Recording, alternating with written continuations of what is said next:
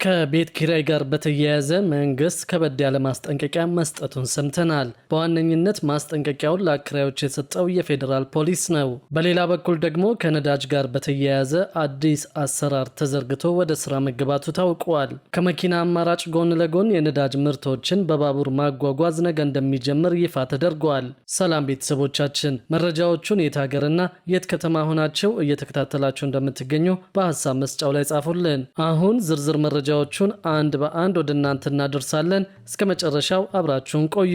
ከነዳጅ ጋር በተያያዘ አዲስ አሰራር ተዘርግቶ ወደ ስራ መገባቱ ታውቋል። ከመኪና አማራጭ ጎን ለጎን የነዳጅ ምርቶችን በባቡር ማጓጓዝ ነገ እንደሚጀመር ይፋ ተደርጓል። ኢትዮጵያ ስልታዊ የሆኑ ምርቶችን የምታጓጉዝበትን መንገድ ለማዘመን በወሰደችው እርምጃ የኢትዮ ጅቡቲ ባቡር አክሲዮን ማህበር ከብሔራዊ የነዳጅ ኩባንያ ኖግ ጋር በመተባበር ነዳጅን በባቡር ለማጓጓዝ የሚያስችል የሙከራ ፕሮጀክት ነገ እንደሚጀምር አውቀናል። ይህ በጠቅላይ ሚኒስትር አብይ አህመድ ትዕዛዝ የተጀመረው ተነሳሽነት ለዓመታት ሳይሰሩ የቆዩ 110 የነዳጅ ማጓጓዣ ዋጎኖችን ወደ ስራ የሚያስገባ መሆኑ ታውቋል። ጠቅላይ ሚኒስትሩ በዚህ ወር መጀመሪያ ላይ በጅቡቲ ዶራሌ የሚገኘውን የሆራይዘን ተርሚናል በጎበኙበት ጊዜ ነዳጅ በአስቸኳይ በባቡር መስመር እንዲጓጓዝ መመሪያ መስጠታቸው ይታወሳል። እስካሁን ባለው ሂደት የባቡር መስመሩን ከዋና ዋና የነዳጅ ማከማቻዎች ጋር የሚያገናኝ መሰረተ ልማት ባለመኖሩ ዋጎኖቹን አገልግሎት ሳይሰጡ እንዲቆዩ ማድረጉ ታውቋል። ይህንን ችግር ለመቅረፍም በሆራይዘን የነዳጅ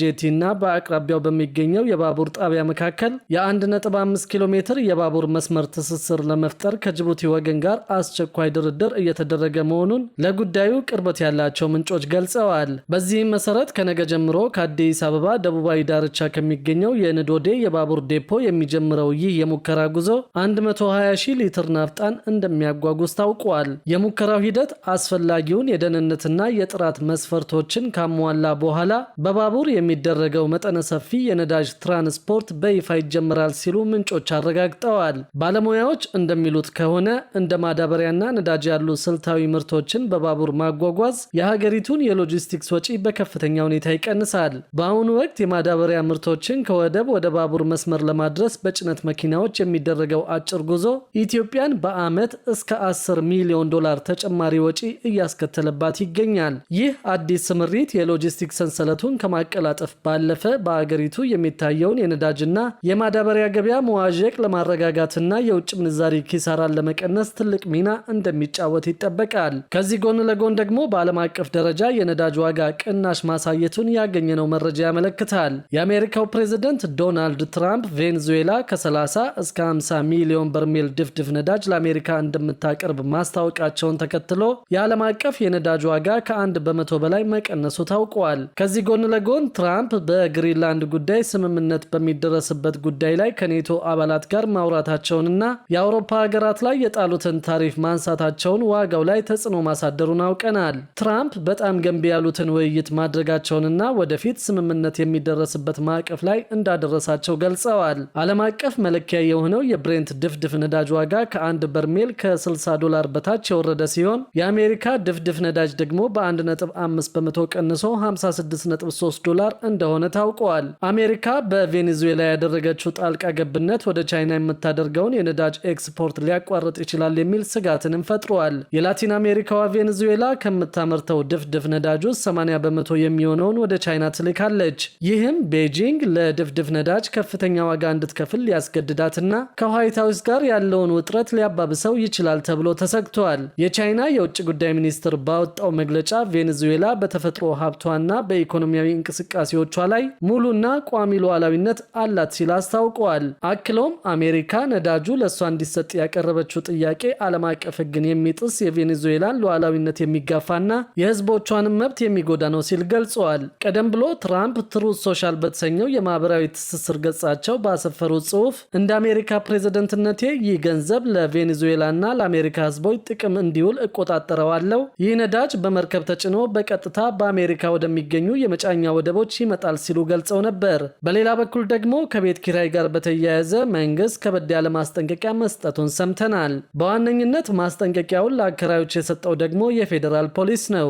አከራዮች ውል መፈጸም ካልቻሉ ከባድ ቅጣት እንደሚጣልባቸው ከዚህ ቀደም መንግስት አስታውቆ በርካታ አከራዮችና ተከራዮች የኪራይ ውል መስማማታቸው የሚታወስ ጉዳይ ነው። የመኖሪያ ቤት ቤት ኪራይ ውል ምዝገባ ያላከናወኑ አከራይና ተከራዮች ደግሞ በቅጣት ወደ ውል ስርዓቱ እንዲገቡ በተደጋጋሚ ማስጠንቀቂያ መሰጠቱ ይታወቃል። የመኖሪያ ቤት ቁጥጥርና አስተዳደር አዋጅ መውጣቱን ተከትሎ የአዲስ አበባ ከተማ አስተዳደር ባወጣው መመሪያ መሰረት በሁሉም ወረዳዎችና ክፍለ ከተማዎች የመኖሪያ ቤት ኪራይ ውል ምዝገባ ሲከናወን መቆየቱ የሚታወስ ነው። የአዲስ አበባ የቤቶች ልማትና አስተዳደር ቢሮ እንዳስታወቀው ከሆነ በውል ምዝገባ ወቅቱ ከ450 ሺህ በላይ የኪራይ ውሎች መመዝገብ መቻላቸውን ገልጸዋል።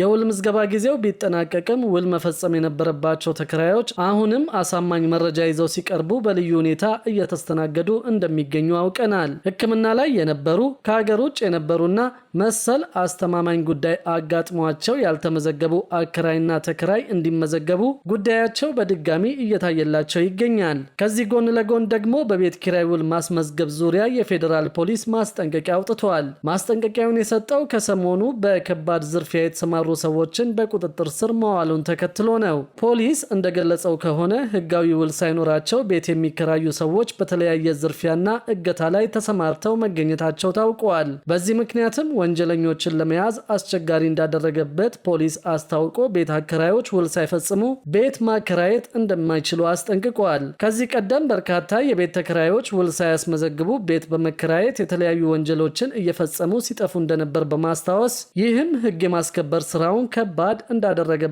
ነው ፖሊስ ያሳወቀው። ለዚህም ከሰሞኑ አዲስ አበባን ጨምሮ በተለያዩ አካባቢዎች ቤት ተከራይ በመምሰል ቤት ከተከራዩና ለጥቂት ጊዜ ከቆዩ በኋላ ቤት ውስጥ ያሉ ልጆችን የሚያግቱ ወንጀለኞች መበራከታቸውን የተገለጸው። ለዚህ ወንጀል መስፋፋት ዋነኛው ምክንያት አከራዮች የተከራዮችን መረጃ አለመያዛቸው መሆኑን ፖሊስ ገልጿል።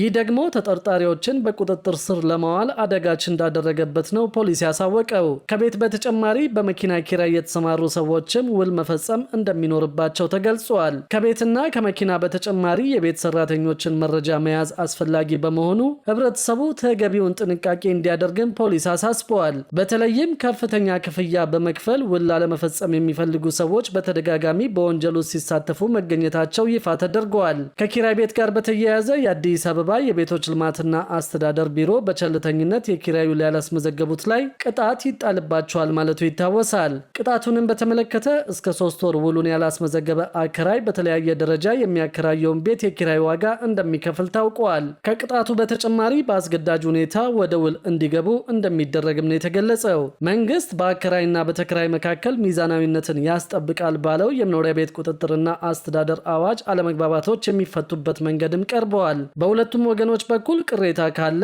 ቢሮ ከወረዳ ጀምሮ ባሉት አደረጃጀቶች ተቀብሎ የሚያስተናግድ ሲሆን በዚህ ውሳኔ ያልረካ ተከራይም ሆነ አከራይ ለዚህ ሲባል ወደ ተቋቋመ ኮሚቴ ጉዳዩን ማቅረብ ይችላልም ተብሏል።